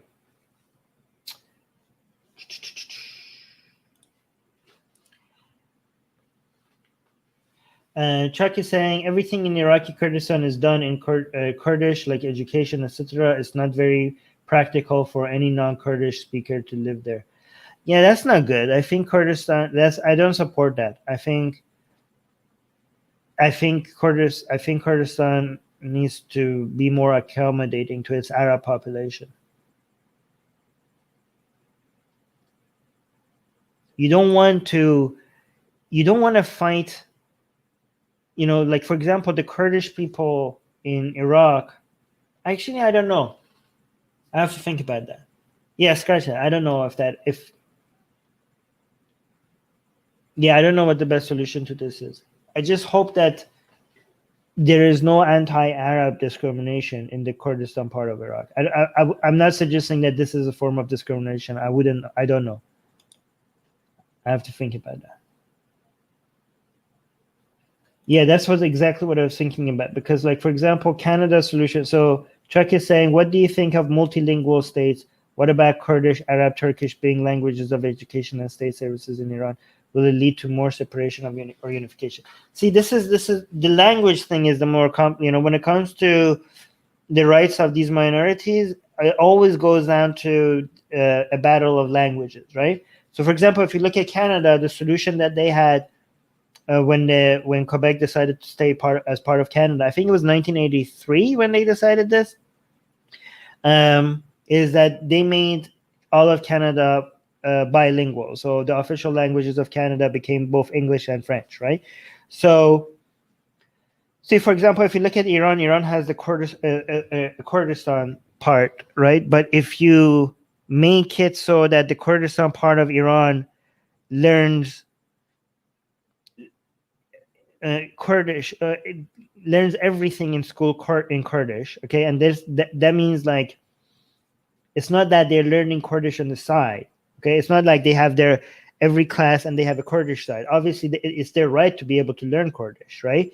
But no, that's not what you're talking about. We're talking about them learning math, chemistry, biology, and literature, everything in Kurdish. Like, Kurdish is the language that all their courses are in, and they don't learn Persian like other students in Iran, right? They learn Kurdish as their main language. The problem is that now the rest of Iran is going to be closed off to them. Like, the Kurdish, they're not going to be able to go and get jobs as efficiently because they speak Kurdish fluently and they don't speak Persian fluently. So this is a good way to keep the Kurdistan part of Iran separated from the rest of Iran. However, if you look in Iraq, the Kurdistan part of Iraq is actually better than the rest of Iraq. You could argue otherwise, but I think that's the case. It has been the case for a while. So them learning Kurdish, everything in Kurdish instead of Arabic, is not going to stop them from getting the opportunities from the rest of Iraq the way the Kurds in Iran might. For example, the Kurds in Iran, like, the best jobs might be in Tehran, which is the capital of Iran. And now, because they're learning Kurdish in Kurdistan part of Iran, it's going to be harder for them to be able to go get wealth from the Tehran province and bring it back to Kurdistan part, or like, let's say that you teach the Baluchis in Iran everything in Baluch instead of Persian, and they grew up being fluent in Baluchi but not in Persian, and now this is one of the poorest provinces in Iran, and now that wealth, the spreading of wealth across Iran from the richer provinces to the poorer provinces, you're stopping that, right? Because the intermingling of the people around the country is going to become less efficient than before, because not everybody is speaking the same language, right? So the situation is different in Iran than compared to Iraq, right? In Iraq, though, again, if the Kurdistan part of Iraq is learning everything is in Kurdish, then it's going to, I don't know, maybe I'm not as well aware of the situation in Iraq compared to Iran, but I'm assuming that means, like, the Arabs are not going to be able to come to the Kurdistan part of Iraq and get jobs like the rest of Iraq. And again, that wealth spreading across the country is not going to be as efficient. Maybe the solution would be, again, I don't know, because there's a lot of nuances around this, but maybe if the tribe, like, I know the solution is like something in Canada or something like in UK, it's not going to work in Iraq, because these people are not, the Kurds and Arabs and the Persians, the conflicts between them are a lot more deep-rooted compared to right now what's happening in the UK and Canada right now. Because, I mean, the Scottish and the English, they used to be fighting with war before, and now they're just like voting. And so it's the same thing with the French and the English in Canada, used to be fighting. But now it was just like, oh, we just want our rights, and it's about voting and stuff. But when it comes to Iraq and Iran, they're still at the stage of, like, there's still actual physical conflict between these groups in a way that it was in a long time ago in the UK. Well, not a long time ago, but a while back ago. Actually, in the UK, it was not a long time. And even Canada wasn't a long time ago, but still a while ago. It's a lot more. There are resolutions. They're coming up with a resolution. I mean, even in Spain and Catalonia, I know there's like conflict between the separatists and the government, and it does get physical, but it doesn't get as violent as, the situation in Kurdistan, in the four countries that the Kurds are, or the Arabs in Iran, or the Shias in Saudi Arabia. Like the hostility there is a lot more deep-rooted for us to come up with solutions, such as, like, should we make Iraq, the entirety of Iraq, bilingual? Like, that is these kind of suggestions, like, we are years before being able to come up with solutions like this. I don't even know, like, it's not even realistic to be able to have meaningful conversations like this, because people still be fighting each other with guns right now. You know what I mean? So I think we're years behind finding meaningful solutions to this. And basically right now, it's not like, people are like, what is the solution?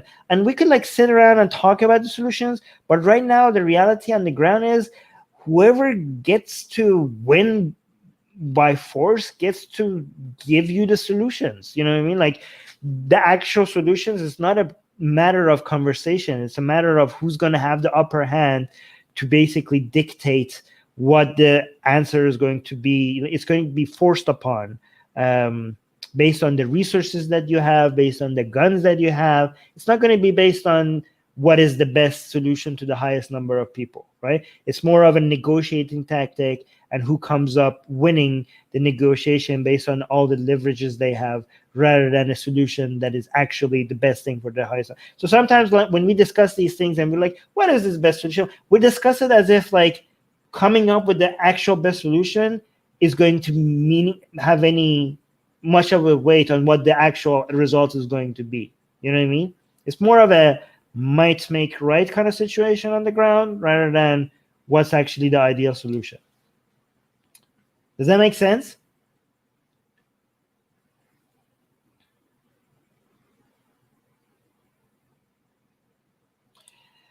David saying, I understand you call yourself a Zionist, and Israel is pretty much an ethno state. Yes, well, I criticize Israel for becoming more and more of an ethno state. I call myself a Zionist, and I don't think a definition of Zionist means that you defend every policy of Israel. I think I go with the definition of the Zionist that defends the right of Israel to exist, while criticizing its human rights violations and its horrible policies and its right-wing governments and the creeping of religion into its politics, and having multi-layer citizenships. And I would go as far as calling it an apartheid, right? Like, right now, like, I would be critical. I am a defender of Israel, and that's why I criticize it, because I wanted to do better, because I want Israel to do better as a country, and that's why I criticize it. So I don't think me being a Zionist means that I defend everything Israel is and everything Israel does. I just I defend Israel's right to exist, and I also celebrate many good things about Israel, while criticizing many horrible policies and decisions by Israel at the same time. And I think that me calling myself a Zionist makes it easier for me to criticize Israel, because a lot of criticism of Israel is dismissed as anti-Semitic. And I think if you just call yourself an outright Zionist and say you're a defender of Israel because you're a Zionist, then when you do criticize Israel, it's difficult for people. I actually invite more people who are critical of Israel to declare themselves as Zionists, to make it difficult for people to dismiss you as an anti-Semite or anti the existence of Israel as a country. I think you become a more efficient critic of Israel's policies if you do so. That's my opinion. I might be wrong. Obviously, like, that was such a useless statement. That's my opinion. I might be wrong. Why do I even say that? Well, of course it was my opinion. That's why I said it. Like, that's such a useless statement. That's my opinion. Oh, really? Who else is? Oh, yeah. What? If I said it, it's obviously my opinion, and I might be wrong. No, no, really? Oh, wow, you might be wrong. Of course. I think I still need to say it because a lot of people might think like just because I'm saying something, I'm acting like this is the truth and there's no denying it. So I still think there's some utility in saying this is just my opinion. I might be wrong, but when I listen to it, I'm like, why does that even need to be said? I guess because a lot of people are idiots. That's why it needs to be said. How can someone who has never read Islamic text justify criticizing Islam? If you think magic is not real, okay? If you think like you don't need to be an expert in Islam. You don't need to have read any Islamic text to be able to criticize Islam. Do you think magic is real? No? Okay, you are well equipped to be able to criticize Islam. That's all you need, okay? You have the license. Do you think like people could cut the moon in half? No? Okay. You don't need to read any more Islamic texts. If you think somebody cannot cut the moon in half with their sword, you're well equipped to criticize Islam, okay? Do you think Prophet Yunus, or I think in English, Jonah, right, was swallowed by a fish and stayed there for a period of time? No? There you go. You don't need to be a scholar in Islamic studies to be like, yeah, I think Islam is bullcrap. You don't need to be an expert. If you think that cannot happen, then you have enough knowledge already to be able to criticize Islam. Okay?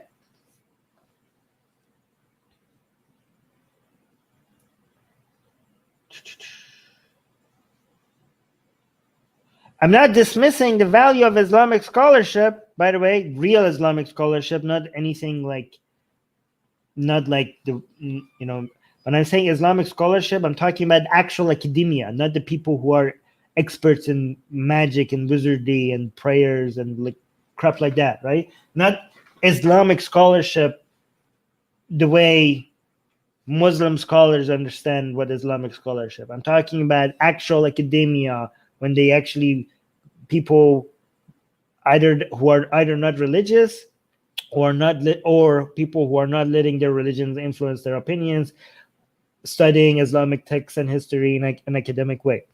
There's a lot of value in that. I'm not dismissing that. I'm just saying like, and that is needed, okay? And you're going to have a lot of knowledge about the history of Islam and Islamic texts that, is priceless, and you could get a lot of conclusions from that most of us can't, okay? But you don't need that just to be able to understand that Islam is bullcrap, okay? Well, I mean, Islamic claims are bullcrap, right? Like, obviously, Islam as a fact in history and its influence on society and as an influence on literature, and that is not bullcrap. That's interesting. That's valuable to learn, okay? But the claims that Islam makes, I mean, do you need to be an expert in Harry Potter lore to be able to understand magic is not real, right? Like, do you have to have read all the books and become an expert of every single Harry Potter book to be able to make the claim that not the claim that wizardry and like, wands probably can't do magic? No, you don't need that, okay? However, am I saying is that there's no value in reading Harry Potter? No, there is value. There's a lot of value in reading Harry Potter. I mean, I think so, but you don't need that to be able to make that claim.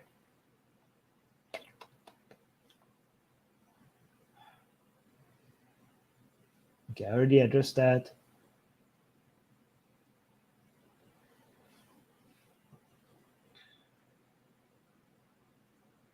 Interesting on the Japan thing, His Holiness. I saw that.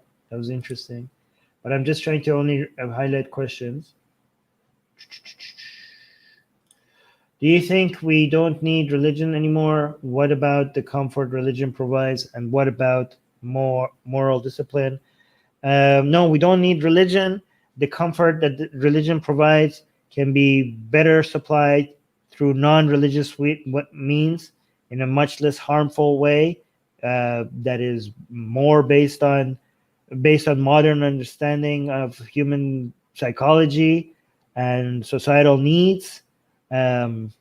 So anything that religion offers as a positive, for you to be able to claim that we need religion for that, you would have to show why we cannot be able to provide that to people without religion. And I think nobody has ever managed to show why any comfort that people get from religion is not, we are not able to provide that through other means, through less harmful means. Moral discipline is the most, I'm trying to be not rude. From all the things that people claim that religion provides as a service, as a positive, moral discipline is the most ridiculous one. Okay? We're talking about a moral discipline that is based on divine command theory of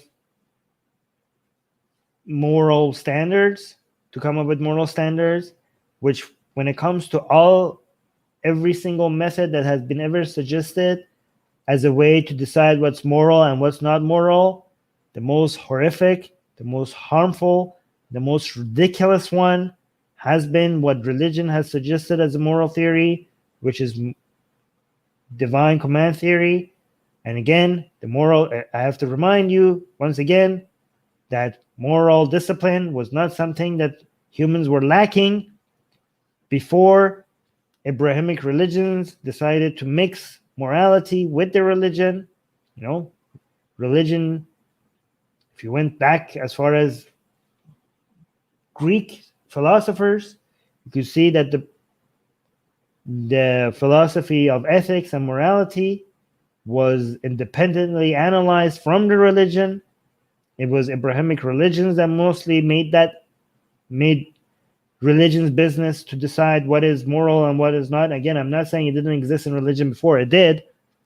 In fact, it was the Greeks who suggested that that moral, the divine command theory is one of the worst ways of coming out with what is moral and what is not. But the idea of religion suggesting to us of what is good and what is not, and not having any alternatives without religion, is a ridiculous claim. If anybody looks at the history of moral philosophy throughout history and how it existed independently from religion in many situations, and it existed in much more nuanced and advanced and more sophisticated ways, and suggestions existed that it had nothing to do with religion. So this idea that you need religion for moral discipline is absolutely ridiculous. I mean, the idea that divine command theory is a good way to come up with moral standards is so apparent that we don't have to refer to anything other than Abrahamic scripture itself when it comes to which this is all Abrahamic religions. What they share is Abraham, and Abraham's most famous story is him sacrificing his son, and considering that, like, look at the teaching that it's a moral good for you to sacrifice, to kill your own son because God said so. The very definition of what is good and bad is what God says is good, and what God says is bad, and there's no other calculations that you need to make. And they don't make it the religion doesn't make it any more clear about how black and white this is than the story of Abraham sacrificing, a father killing his own child and making that a moral good just because God said so. I myself am a utilitarian when it comes to decide, to the moral discipline that I adhere to when it comes to decide what's right and wrong. And imagine how much more superior that is when it comes to deciding what's good and what's bad based on the effect that it has on the society and the happiness of people and reducing misery. How much more superior that is than the suggestion by religions that what is good is what God says so, regardless of the consequences. How horrible of a suggestion that is. It's a worse moral philosophy. I challenge you to come up with any moral philosophy any other suggestion of what is good and bad worse than what religion has offered as moral discipline? I can't think of any.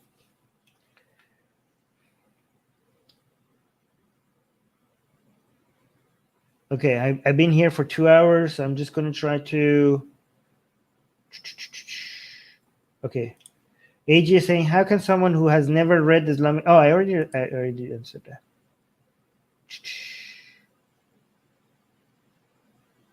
Okay, I'm going to... There was somebody who's asking something about homosexuality. I just want to address that one and then go. Let me see if I can find... Oh, yeah, this is... Okay, this is funny, so I wanted to suggest that. I wanted to address that. Okay, so Abu Khalifa is asking, have you ever explored your it's not the correct your, by the way, your homosexual side? I just had to highlight this one because I've never been asked a question like this. Okay, have you ever explored your homosexual side? I mean, you're assuming I have a homosexual side, which is not unreasonable. You know, many people do. I just wanted to highlight this because I once wondered that I was asking myself, why am I so straight? Okay, because some people were suggesting that being gay or straight is completely societal and it has nothing to do with biology, right? Like, and I was like, I'm always trying to be very open-minded. Like, I was like, try to, like, you know, maybe it's true. Like, if I say like, no, that's not true, there's no way I'm gay at all. Like, whoa, isn't that homophobic for me to have like a reaction like that? Like, wouldn't that mean that I'm thinking that there's something wrong with being gay? Right? So early on, even like this is years ago, I was thinking like this. Even when I was like much younger, I was thinking like, this is serious proposal here that I shouldn't have any negative reaction to. This is, if somebody is suggesting this, I have to consider it as a possibility that maybe, like, because I'm straight and I'm like painfully straight. Like, I am so straight that it hurts. And I don't say that because I was thinking like, am I saying this? Maybe I'm homophobic. Maybe the reason why I think that I'm so straight that I'm like, there's no way I'm gay, because I think I'm not homophobic. Maybe like I'm thinking like, no, I'm not homophobic, but maybe deep down there's a homophobia in me that is suppressing my gayness. Maybe there's in my unconscious side of my brain. Okay, maybe everybody is bi and the gay people are suppressing their straight side and straight people are suppressing their gay side. Maybe it's just all societal. So I was like, okay, I'm going to think like, am I really straight? Like, I was trying to imagine like, okay, is this like really gross? I was like, okay, no, like maybe this is just society impacting me. Like, like I was like, I need to like reflect internally just to see like maybe there's something in me that is bi, and I tried to see if there is, and every time I wanted to think about it, and I was like, nope, I was like, you know what? If it is societal that I'm this straight, this is the result. Okay, why do I have to change that? Okay, like it's so disgusting for me to try to unearth anything that could be bi.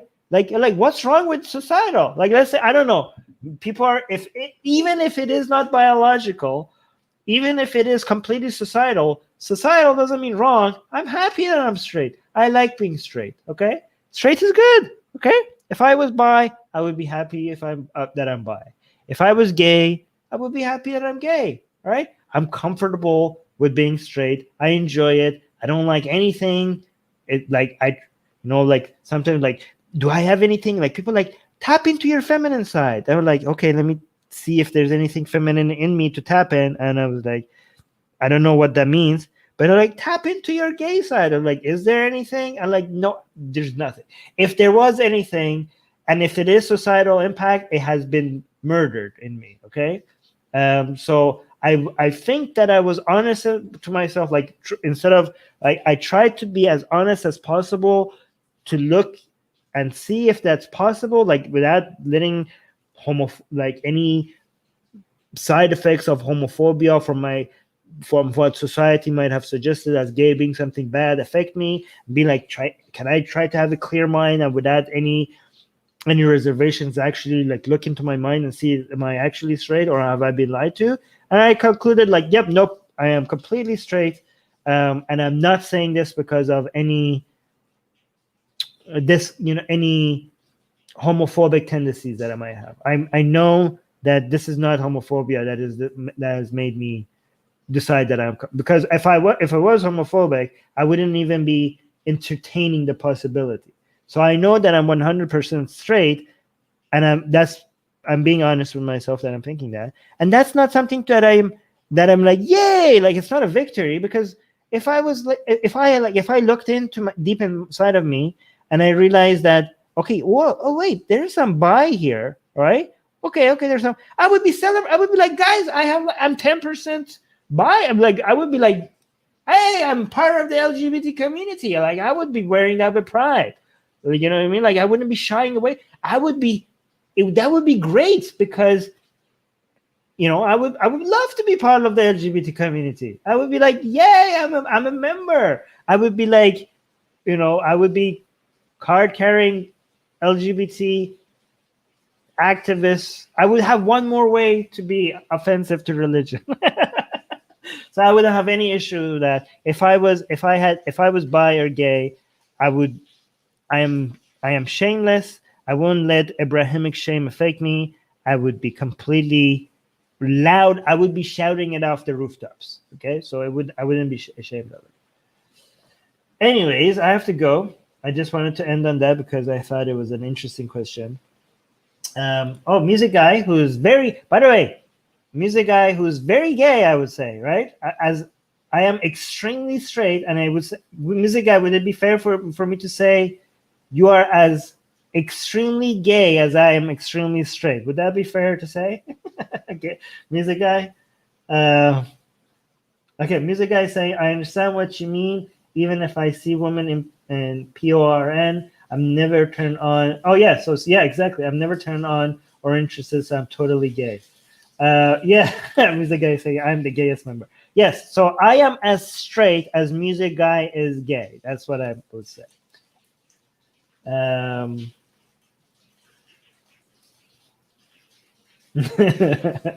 Yes. Pyra saying, Armin, you don't have to be a member to be supportive. I know. I am an LGBT activist. I am a proud LGBT activist, even if I'm not an LGBT member. I'm not gonna wait to be like, I don't need a membership to be. I would be an LGBT activist even if there was not a single LGBT member that would want me as an activist. If they all denounced me, I would still be like, I don't care. I don't care if you guys want me or not. I'm an LGBT activist. Anyways, I'm going to head out. Thank you for the amazing questions. The questions today were very, very interesting. And I'm going to head out. Oh, guys, make sure you like the video. Like the video right now and share the video and do all the good things and all the buttons. And if you're new here, make sure you like and make sure you subscribe and hit the bell button and all the things. We're going to do more Q&As like this. And if you're not a patron, consider becoming a patron, because the patrons get priority questions.